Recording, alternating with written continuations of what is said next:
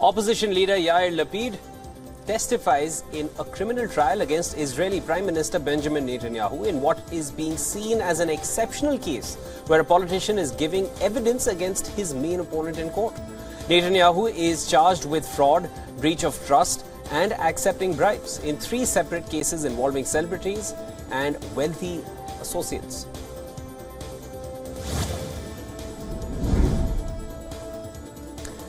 Former Italian Prime Minister Silvio Berlosconi has died at the age of 86. The billionaire media mogul was admitted to a Milan hospital for pre-planned tests related to his leukemia condition.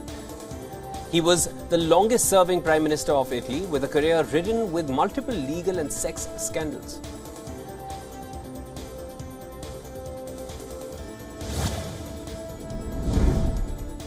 In Pakistan, Imran Khan was granted pre-arrest bail in the Dera Ghazi Khan case. He now has 14 days to approach a lower court. The former Prime Minister has been facing more than 100 cases ranging from terrorism to corruption. The chief of PTI party is hoping for continued relief from courts. His arrest on the 9th of May had led to nationwide protests in Pakistan, with many of them turning violent.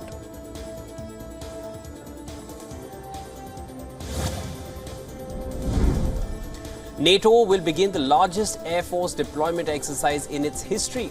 Officials said that the air exercise will be a display of unity towards partners and potential threats such as Russia. Germany-led Air Defender 23 will run until June 23rd in Europe.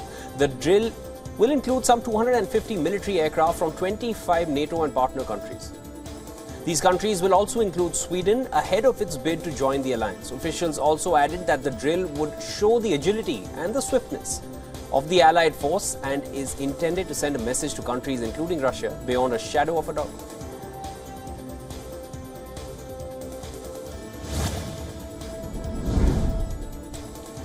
Russian reports said that the forces repelled several rounds of attacks from Ukraine. Ukraine on the same day reiterated that their troops made progress towards different directions. Russian troops claim to have driven Ukrainian forces back in the direction of Donetsk. Russia also claims sinking a Ukrainian unmanned speedboat which allegedly attempted to attack Russia's Black Sea Fleet.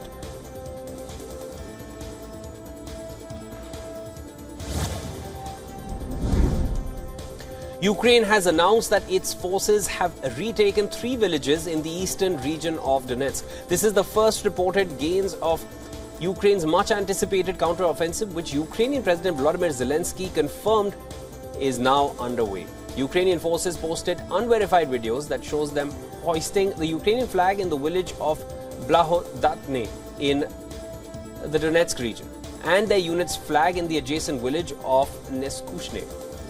Kiev's deputy defense minister has said that nearby Makarivka was also taken. Moscow has not confirmed the fall of any of these villages.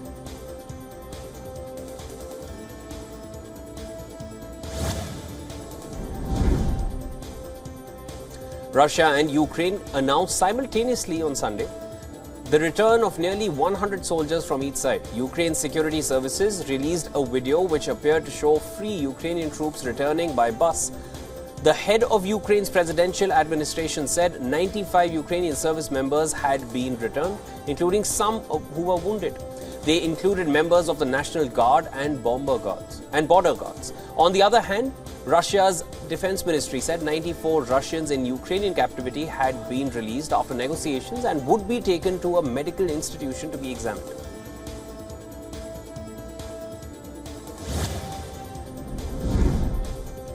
A US musician and former paratrooper has been arrested in Moscow on drug dealing charges. His court appearance locked in a metal cage has been shown on state television. Russia's court system named the detained American as Michael Travis Leak, a 51-year-old who was formerly a songwriter and musician in a Russian rock band. The US State Department has responded by saying that it pursues consular access as soon as possible in such cases and works to provide all appropriate consular assistance. The department, however, has not clarified if US officials had yet had consular access to Leak, the man behind bars.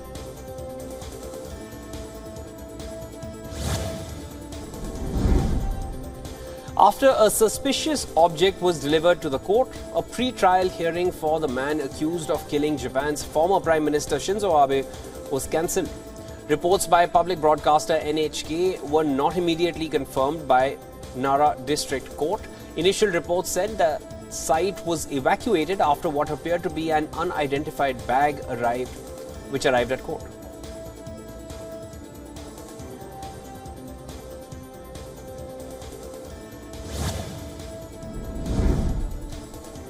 Hundreds of pro-Trump supporters drove in a caravan from Miami to Palm Beach on Sunday to show their support for the ex-president who was indicted over a classified documents case.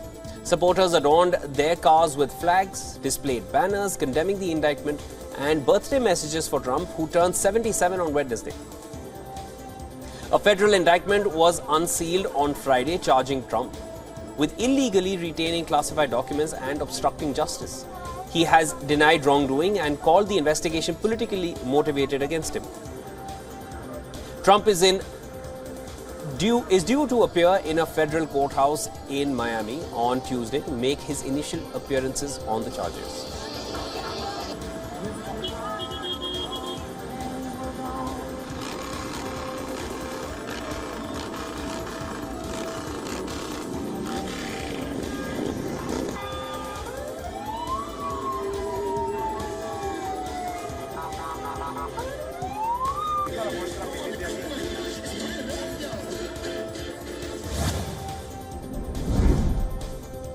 The European Union is considering over €1 billion in aid for Tunisia to help develop its battered economy and cooperate on migration and border issues. The EU Commission President Ursula von der Leyen said on Sunday EU chief was accompanied by Dutch and Italian Prime Minister in a visit to Tunisia.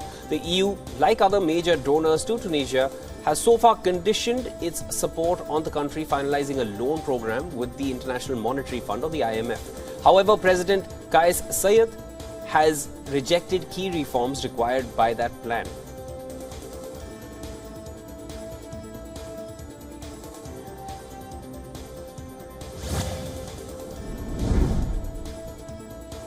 Iran's Supreme Leader Ayatollah Khamenei has said that a deal with the West over Tehran's nuclear work was possible if the country's nuclear infrastructure remained intact.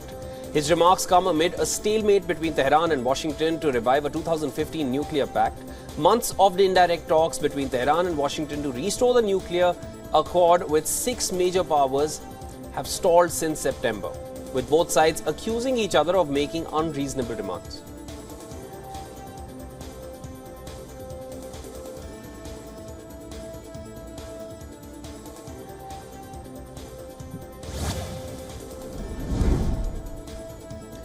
Pro-Hong Kong democracy activists broke into a flash mob singing "Glory to Hong Kong," singing that anthem.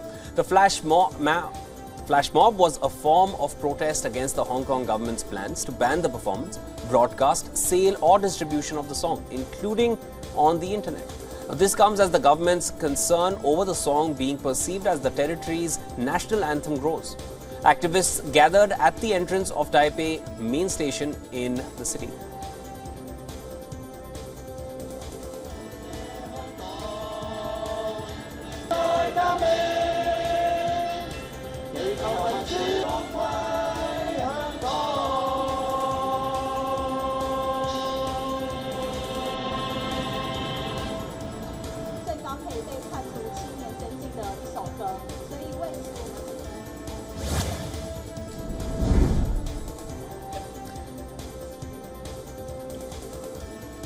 As insecurity, violence and deepening economic woes worsen in Haiti, UN warns that almost 5 million people are facing acute hunger and malnutrition, which is on the rise. The World Food Programme is launching an appeal to international donors to help people in Haiti avoid starvation. Violence in the country has affected markets, trade and food production.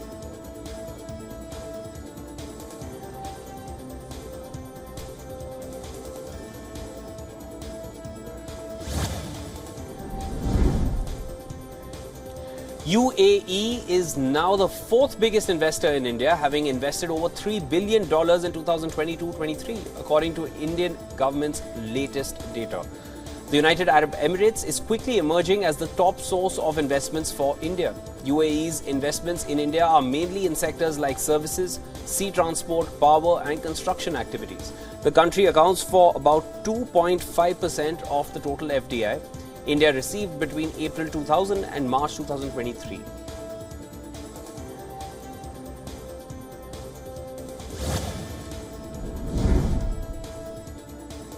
Following a years-long dispute between neighbours over land, an 11-year-old British girl has been shot dead in the garden of her home in western France. A Dutch neighbour shot at the family several times, injuring both the parents, killing the elder daughter and sending the younger in a state of shock. Her father suffered life-threatening wounds. Victim's neighbour, a 71-year-old Dutch pensioner, suddenly appeared armed with a firearm and fired several shots in the direction of the victims.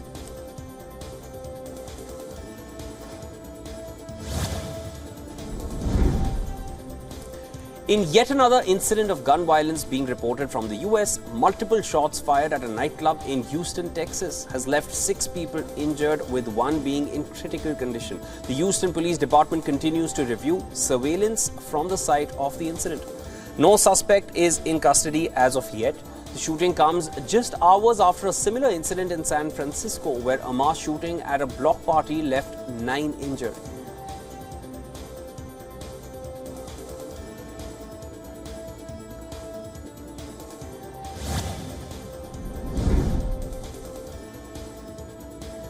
Police in Colorado have released body camera footage following the death of a teenager who was shot by an officer after an alleged robbery.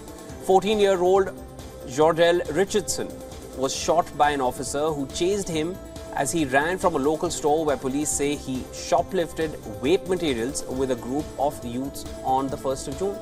A multi-agency team is investigating the shooting.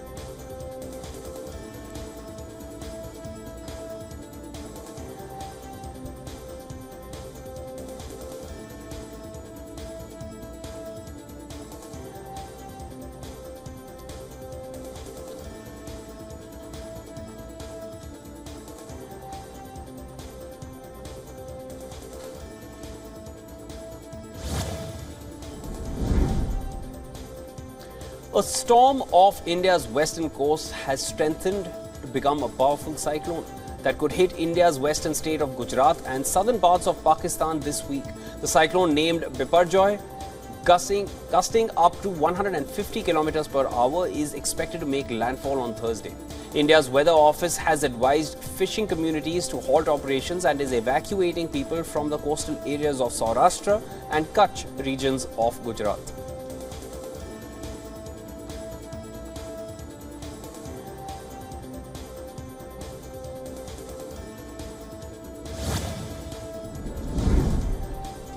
One of the most active volcanoes in the world continues to erupt. In mesmerizing visuals of boiling hot lava, the volcano erupted again after a 3-month pause. We're talking about the Hawaiian volcano, which makes for a beautiful sight to behold, but definitely creating a lot of problems. The lava flows confined to the surrounding crater floor, keeping it safe for the island, at least for now.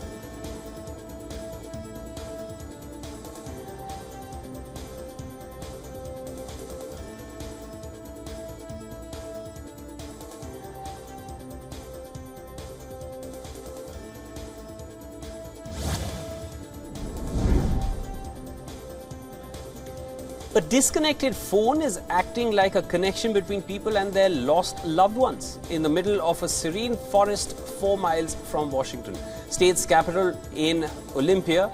It has become a literal lifeline for people to speak words out loud to lost loved ones, words they never got the chance to say while they were still alive.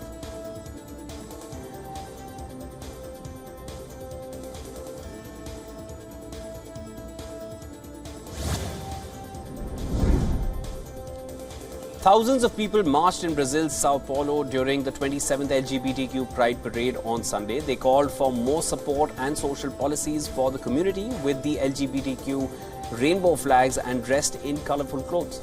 People of all ages danced and sang, encouraged by passionate speeches. Basta! Here is plenty on his ground.